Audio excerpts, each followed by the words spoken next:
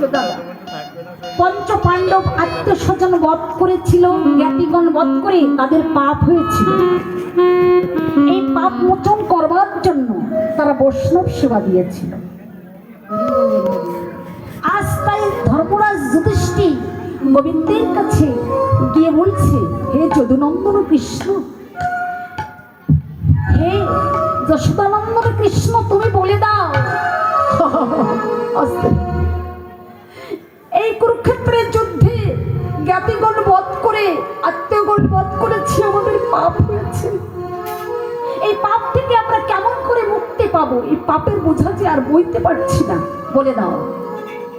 এই যদুনন্দন কৃষ্ণ, তুমি বলে দাও কোন কর্মটি করলে আমরা এই পাপ থেকে মুক্তি পাবো, নিবৃত্তি পাবো, বলো।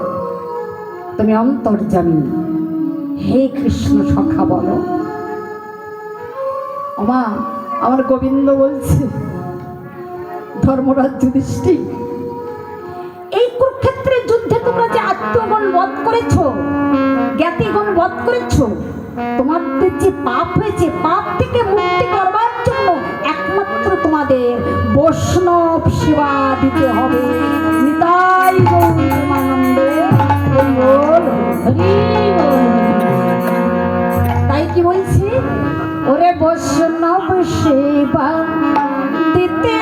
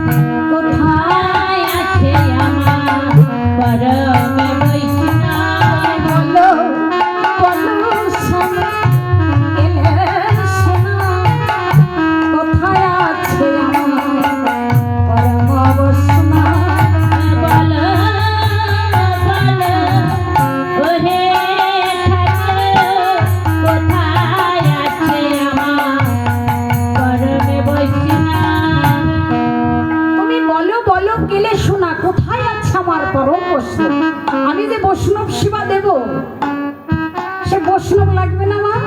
হ্যাঁ, যা তা বৈষ্ণবই হবে মা। আমরা যে পাপ করেছি, তো আমরা বলি না পাপ বাপকে ছাড়ে না। অনির্বাণ দাদা, আমরা কি বলি? পাপ বাপকেও ছাড়বে না। ভগবান রামচন্দ্র পাপ করেছিল জানেন কেন? কি জন্য? কি পাপ করেছিল? বিশ্বম্বর মুনির পুত্র রাবণকে বধ করেছিল, নৃশংসভাবে হত্যা করেছিল। তাই ভগবান রামচন্দ্র ব্রহ্ম শাপে লিপ্ত হয়েছিল, পাপ হয়েছিল দাদা। ভগবান হয়েছে তাকে কি হয়েছে? ভগবান বলে ছাড় না, পাপ ক্ষমা, পাপ কিন্তু কাউকে ছাড়বে না। তাই কি বলছি জানেন? ভাবা কবি এই পৃথিবীতে এসে আমি তো 100 বছর থাকবো না দাদা, তার আগে তো চলে যেতে হবে না। এই পৃথিবীতে এসে আমার আগে কর্মটা ভালো করতে হবে। যখন আমি চলে যাব এই পৃথিবী থেকে, এই পাড়া প্রতিবাসী গ্রামবাসী কি বলবে? না রে, ওই মানুষটা খুব ভালো ছিল। আর আমার কর্ম যদি খারাপ হয় তাহলে কি বলবে? পিছনে বলবে না রে, মানুষটা সুবিধা ছিল না। তাই ভাবা কবি বলেছে, তোমার বারে বারে আশা হবে, বারে বারে